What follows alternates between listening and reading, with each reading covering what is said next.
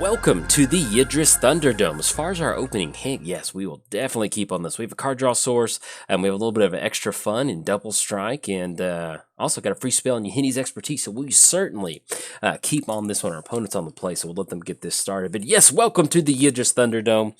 Hopefully you're excited to get some pretty busted stuff going today. That's kind of the name of Yidris himself, the man who rides on a horse with no name. So playing against Baby Gideon, too, and they're already going to have Baby Gideon on the battlefield. So we'll see what sort of flavor of Baby Gideon we're playing against. But it does feel nice to be playing Yidris. It's been a minute since we've done it, and I'm really excited to see what... Oh, and then we run into Peer into the Abyss. Oh, yes, this is hopefully we get a good game going. So it's going to lead off with Triome. Let's go and play this, and then anything else, we're going to pass the turn over to our opponent. We're playing Yidris, Maelstrom Wielder. Trample, whenever Yidris deals combat to a player, as you cast spells from your hand this turn, they gain Cascade. Playing against Baby Gideon. At the end of combat, if Baby Gideon and at least two other creatures attacks his combat, exile Baby Gideon, then return to the battlefield, transformed under his owner's control, all grown up. 3-mana activation, Gideon gains indestructible until end of turn, swinging in for 2. Let them take that. The Gideon is going to be +2, standard Gideon attack and indestructible, and good luck dealing with me. Let's go for a command tower, and that's going to be Daneth Magistrate. Other than their hands, okay, that's actually not too... Let me see. I think that is actually pretty bad. Yep, that's going to cut us off on Cascade. Well, we do have Yidris Expertise, so that will be another option for us, so that'll work out. So I'm just going to lead off with Wooded Foothills. Let's go and grab ourselves probably at this point, we've got Command Tower, so I don't think it's going to matter, but at this point, since we do have triple black, let's make sure that we do grab ourselves a black source. So let's go and grab Bayou off of this. Let's go for Chart of Course. Yes, there we go. I wasn't sure if that Triome had blue, but it does. We are saved. We do have to discard a card. We did run into Ritual, which is going to add a little bit of extra mana to our mana pool. I think at this point, that's going to be 1, 2, 3, 4. We have Kodama's Reach. I think we actually get rid of 4, so that's going to be a pretty good option for us. And then anything else, pass it over to our opponent. So we did cover both commanders. Give a quick shout out to our sponsors, TCG Player. If you go to bit.ly/Jolt MTG, that will apply my affiliate link that will allow you to enter the Thunderdome and get some really nice Thunder action going. You can click on the link down below, or you can actually click on the dank link that'll apply the affiliate link that'll allow you to get some cards and help support the channel at the same time. In fact, if you do that, hey, much obliged. That's one of the best ways to support the channel. Also, let's give a quick shout out to MTGOTraders. They have a wonderful selection of digital cards for you to choose from. If mono white control is in your little heart, then hey, they've got the cards for you. Also, let's give a quick shout out to inkgaming.com. If you go to inkgaming.com/Jolt, that will give you a 10% discount and allow you to check out some of my neon playmats. I've got some wonderful designs. And last but not least, if you're still keeping score at home, I started a Patreon. So if you want to directly support cool content like this, there's a link down in the description below.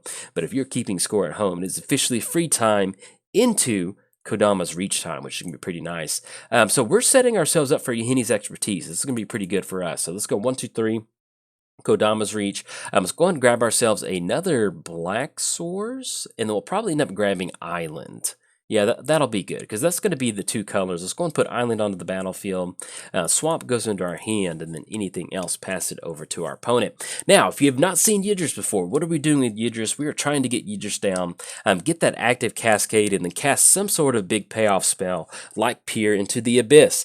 Target player draws cards equal to half the number of cards in their library and loses half their life, round up each time. So this is definitely one of those decks that we just get Yidris to connect once, and then hopefully it sticks, and we get to cast a bunch of spells and kind of go from there. So see what sort of fun shenanigans we can get into. So this did used to be a heavy storm build of Yidris. It still is, but I ended up kind of backing off and almost kind of taking like a Maelstrom Wielder approach where we just want to ramp as quickly as possible. So that's kind of what we're doing now. So that's going to be Gideon still, but at the end of the day, the main thing that we want to watch out for is this Magistrate out there. That is not going to be good for us, because we want to cast cast some spells outside of our hand. That's going to be really important to us. So let's see if they have any other follow-up. If not, we're going to end up going for Yidris Expertise.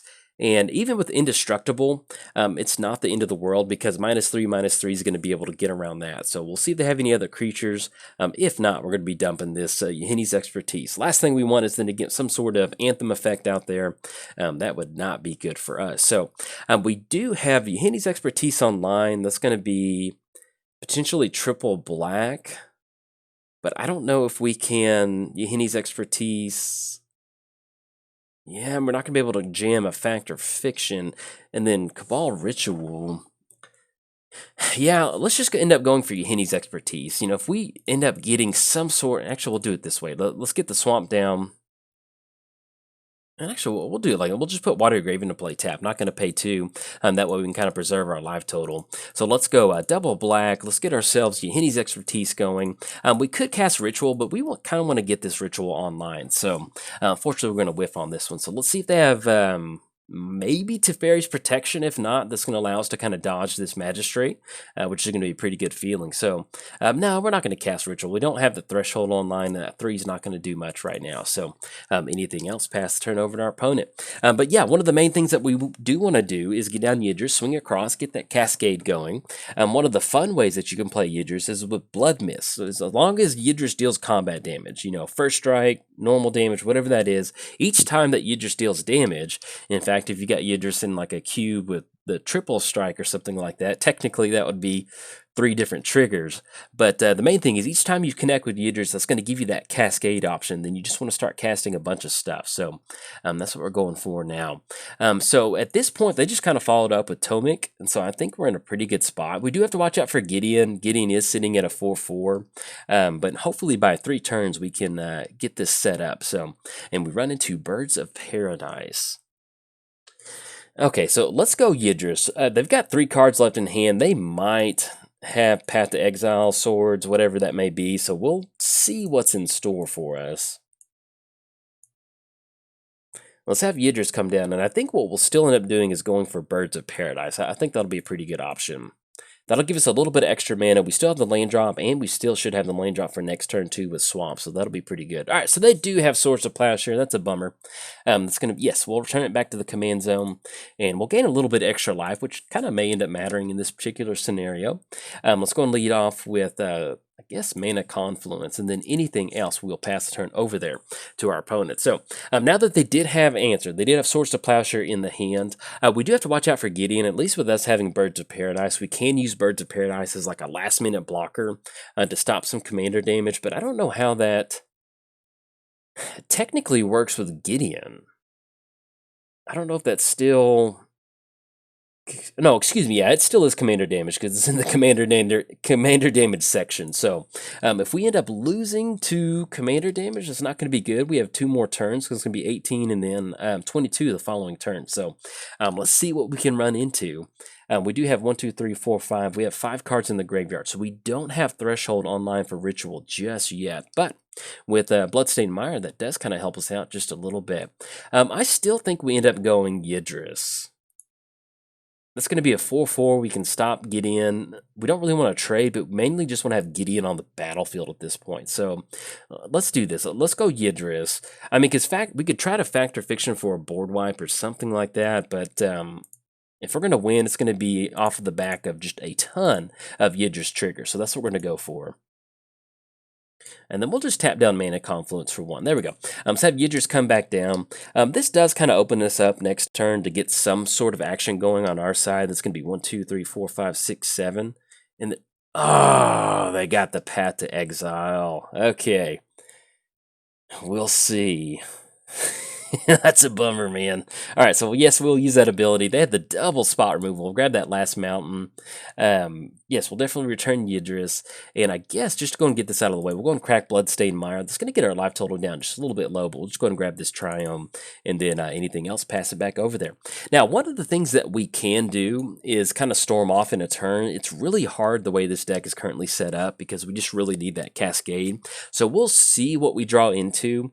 If not, it looks like we might be running into some... we might be able to Ritual. It's going to be 1, 2, 3, 4, 5, 6... Yeah, let's see. That's going to be 4, 8 coming across. Put us down to 4. We might, well, even peer into the abyss. And that'll put us down to 2. I don't know. We'll see. We'll see what's going on. Okay, so let's see what we draw into. That is going to be Tropical Island. So at this point, we end up going for... Yeah, I guess we give this a shot. So that's going to be... 1, 2, 3, 4, 5, 6, 7, 8. That's going to be 8 total mana, which is going to be giving us access to something like Cabal Ritual. We still need to try to leave up a color land. So let's go land drop. Let's go Tropical Island. Yeah, let's try this. Let's go Factor Fiction. Yeah, let's see if this is gonna work. So let's go Factor Fiction. That's gonna give us the necessary part for Cabal Ritual. Oh, and excuse me, they can crack it in response to that. Okay. Well, we'll still see what we can assemble, yeah, because they can exile that. We'll see if they end up exiling Ritual in response to that, but either way, it's still going to be pretty rough to get this to resolve. All right, so we're actually going to put pile 1 into our hand. And if this Ritual sticks, we're in a good spot.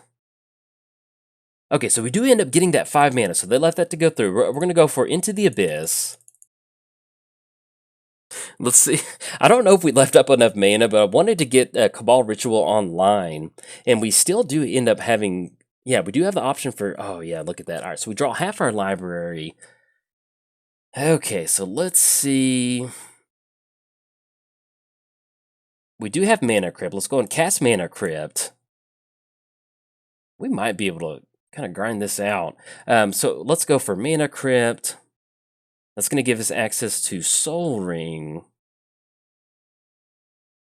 And if we end up going for Frantic Search, yeah, we might be able to grind this out. Okay, so let's go Frantic Search. That's going to be 1/2 off of Soul Ring. Okay, so we untap off of that. Let's go Dark Ritual. Let's go return 2 islands we control. It's going to be Island and Tropical Island off of Gush. Then we go Yawgmoth. Well, if we end up going Yawgmoth's Will, they're probably going to crack in response to that. Now, we do have Storm Count 8 with Mind's Desire. I think we try to give that a shot because that's going to be 1, 2, 3, 4, 5. Yeah, let's give that a shot. Let's go Mind's Desire. That's going to be blue because I don't think there's any other way we can generate extra mana. Okay, so let's go Mind's Desire for 8. I think at this point we're just trying to hit, what's it called? Tendrils of Agony. So let's go for Mind's Desire.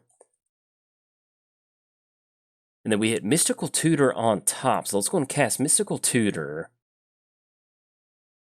Put Seething Song on top. That's going to give us extra mana.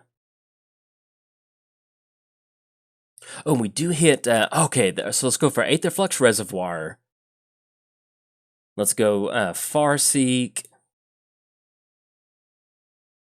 And then with this Aether Flux Reservoir, this should allow us to finally start gaining some life. Okay, and we do end up hitting Tendrils of Agony. Okay, so we just need to get this Storm Count going.